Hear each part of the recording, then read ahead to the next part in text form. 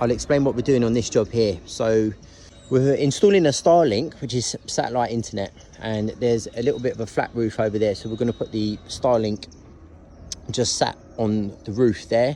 We're going to then set it properly, so obviously it's got a weighted mount so it doesn't blow off in windy conditions. Then we're going to run the cable up into the loft, where we're going to put a network switch, a little data cabinet, and then we're going to distribute it by some Wi-Fi access points. So we're going to put one on the top floor, which is going to basically spread the Wi-Fi signal on the first floor, and then we're going to put one down in this section and one down in that section on the ground floor of the house, which will give a global coverage of the Wi-Fi signal and should give good speeds. Currently they've got BT and it's not great. Right, so currently we're up in the loft and we're just doing we're putting some power up in the loft because there's no power to feed the rack. So the Starlink needs power and also the network switch needs power, which is probably the most tricky part, because we have to pull power from the first floor, take it up into the loft, and that's what we're doing now. Then from there we're going to run one Cat6 straight onto the top of the first floor ceiling, and then the tricky part, or the most complex part I would say, is to try and get the Cat6 from here to the ground floor ceiling.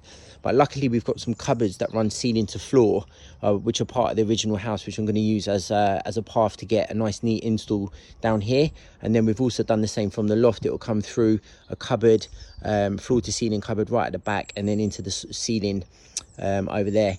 And that way we'll have an even coverage of the Wi-Fi distributed with a nice neat clean install. Hello mate. Right, so I have installed Starlink a few times, but only a couple of times, and each application is different. So obviously the mounting position, where you're going to site it on the property, it needs to have clear line of sight, so there's no like tall trees or obstructions that can affect the signal.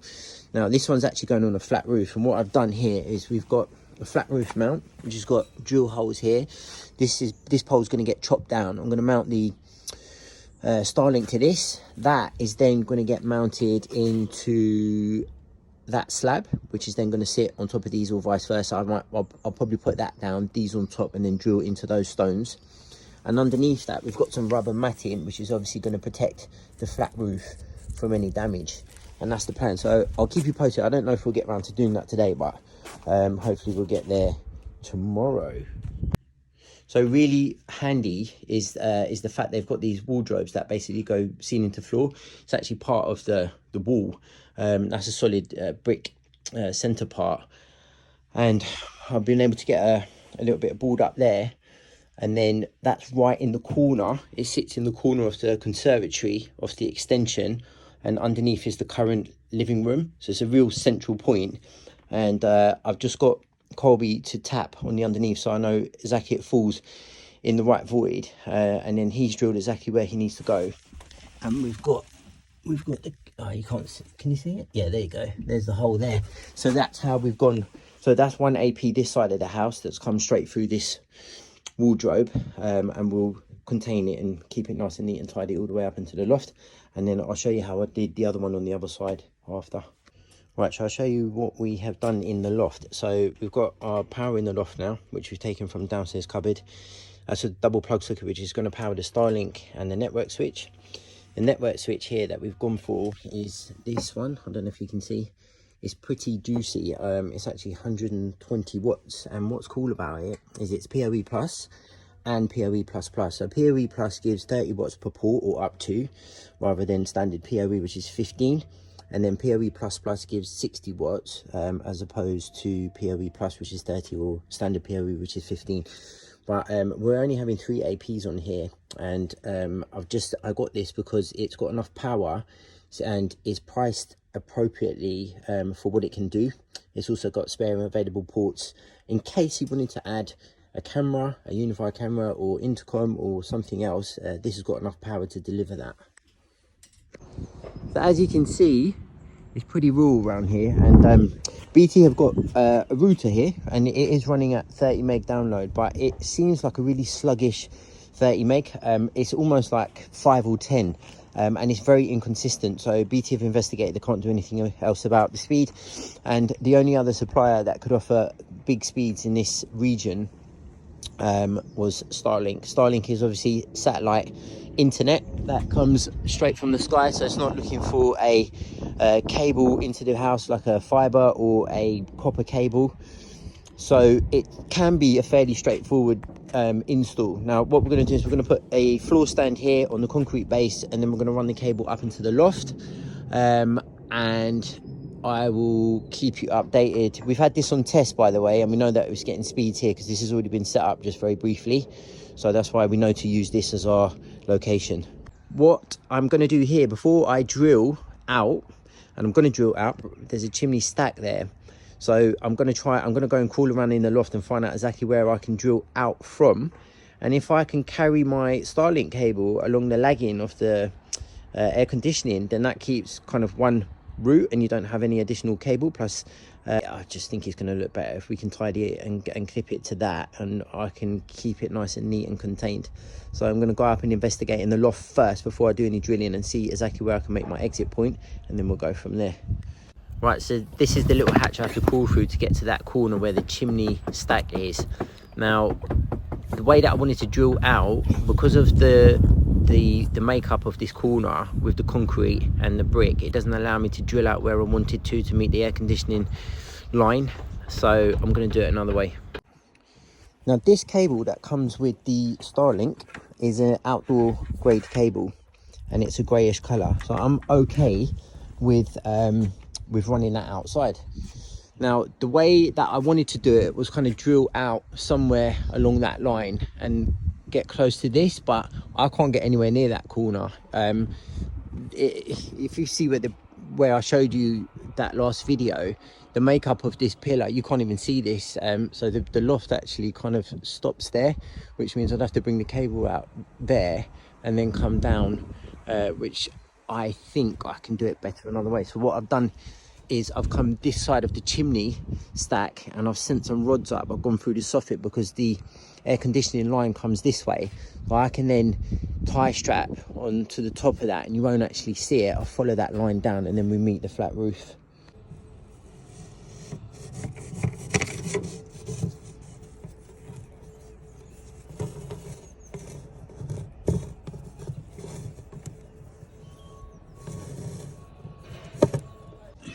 Come through here, I don't know whether you can see or not, but my rod is poked right through exactly where I needed it to on the right hand side of the chimney stack. So that's going to allow me to pull it through into here and then over into the cabinet. I've got my roof mount, my 2 concrete blocks, concrete slab, and I've got the rubber, which is about, I don't know, 4 or 5 mil thick, and that's going to sit underneath the it's actually going to sit underneath them because I'm going to drill through the top of this into them, which would give it a nice weighted base, and you know, in the event that I imagine it gets pretty windy out the back here, this shouldn't move anyway. But we've also put in this underneath just to protect the surface of the roof. I'm also going to chop this down a little bit because I think it's a little bit too tall. And then you can take this cap off and shorten the post as well. Right, so that's the setup. So we've got the concrete slab with the concrete blocks, then I've doubled up on the rubber base just to give it a little bit of resistance so that the stones don't slide or move around, but also to stop any damage or scraping to the roof. And then we're going to drill through the concrete slab into the block, which collectively is going to be nice and heavy. So in the event that there's some heavy winds, this shouldn't move, and that's the plan. And then we're going to hopefully have the cable go around here like that, tie strap it up around the back of that into the soffit, and then over into the cabinet.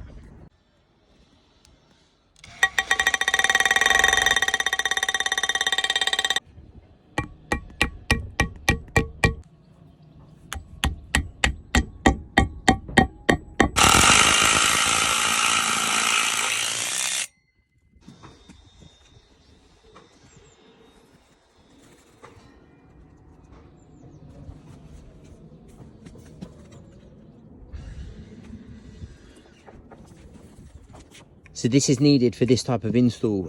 That pole is very common for satellite kind of setups. you know, satellite dishes, aerials on flat roofs. That's what it would be used for. But obviously that pole is a lot thicker than the pole that would be supplied with the Starlink. So so this allows you to slot it onto a pole that's 32 millimeters to 50, and this will basically just slot on top of the post, and then I can tighten it up, and this will basically fit into the underneath of there. Obviously, because this doesn't need to be that tall, so I'm going to chop it down, and then it'll be a little less offensive. But that's the plan. And I'm going to cut it down with this little tool. I bought this mainly because the head's quite small, and it fits into little crooks and crannies quite nicely. So this is the little bracket, kind of stand-up bracket that's supplied with the Starlink. And if you pull it forward, these little notches just lock into here.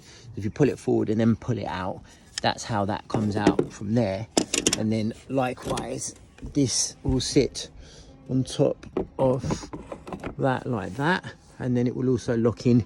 This also has the notches which locks in, and then we can angle this round the way we want to get that optimum positioning.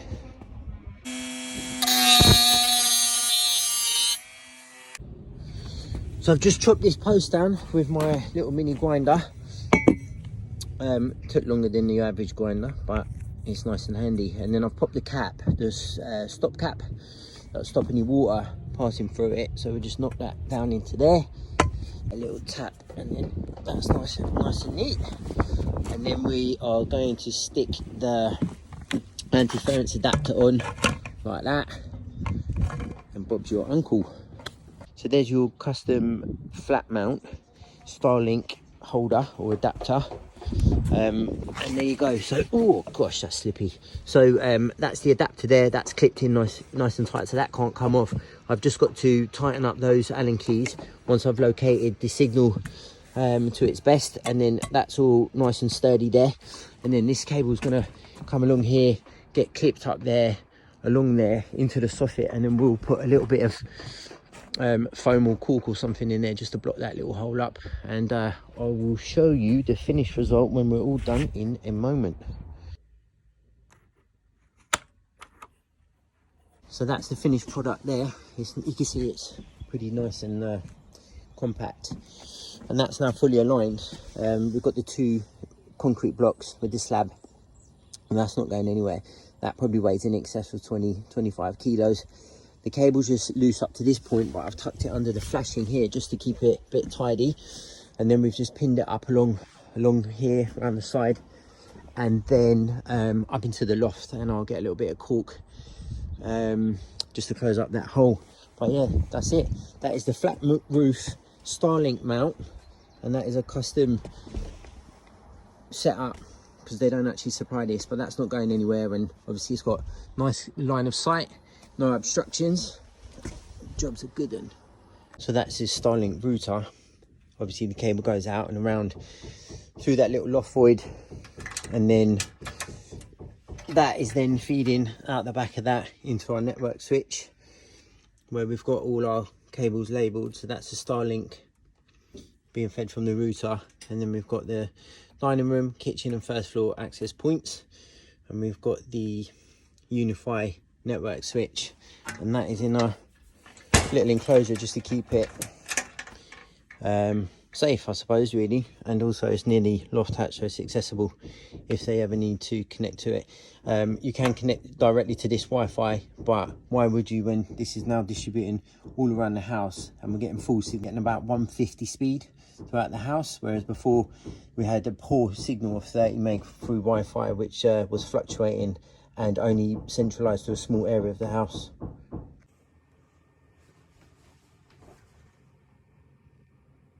So this is another area off of the house, which is a single story extension that literally is so far off away from the router, the original router, the BT router, that there was literally no Wi-Fi signal in here whatsoever.